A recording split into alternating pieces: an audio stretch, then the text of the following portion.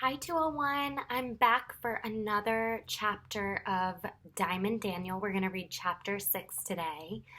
I loved reading all of your guys' responses to our question about Isabel and Diamond from yesterday. So, a lot of you wrote some very thoughtful responses.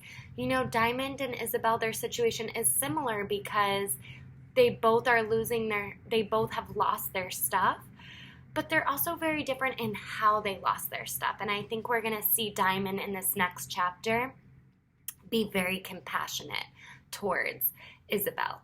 So listen up to chapter 6. It's called Tales Out of School. Okay. The minute her mother walked in the door that night, Diamond ran to her.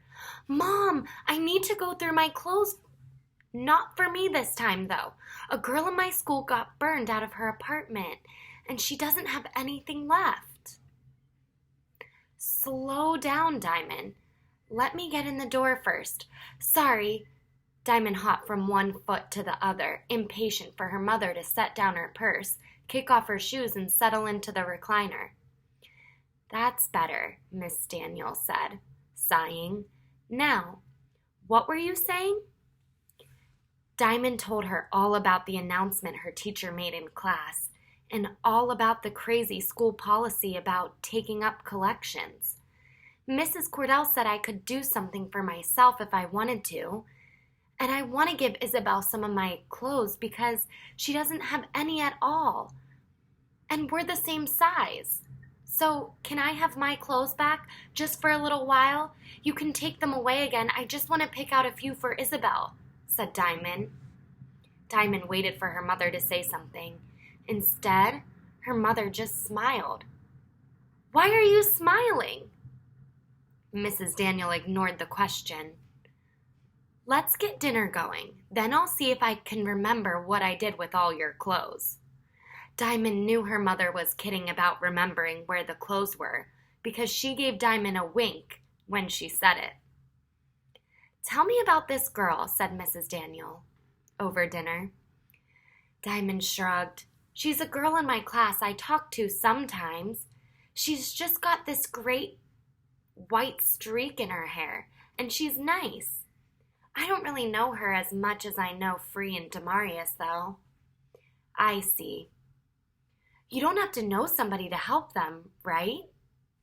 Diamond's mother flashed that slow smile again, saying nothing.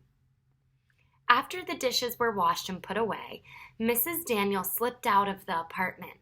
A few minutes later, the doorbell rang. "Oh, please," said Diamond, rolling her eyes to the ceiling. "Mom forgot her keys again?" When Diamond opened the front door, she found her mother and their neighbor, Mrs. King, both juggling armloads of boxes.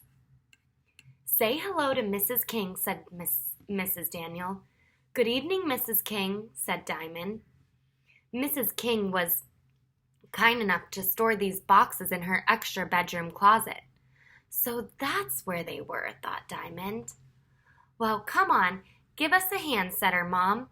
Diamond was happy to grab one of the boxes. Once all of the cartons were neatly stacked in front of Diamond's closet, Mrs. King said good night and left. "Whew," said Miss Daniel. "Glad that's done. I'm off duty for the rest of the night, but you can go ahead and put away whatever clothes you've decided to keep for yourself." Raising an eyebrow, Diamond turned to her mother. "But you thought I'd take your things away again after you set aside clothes for Isabel?" Diamond nodded. "No, honey, it's clear you've learned the lesson. Everything we have is a gift. I'm just pleased you found it in your heart to share some of your gifts with others." Diamond threw her arms around her mother's waist and squeezed her tighter than she ever had before.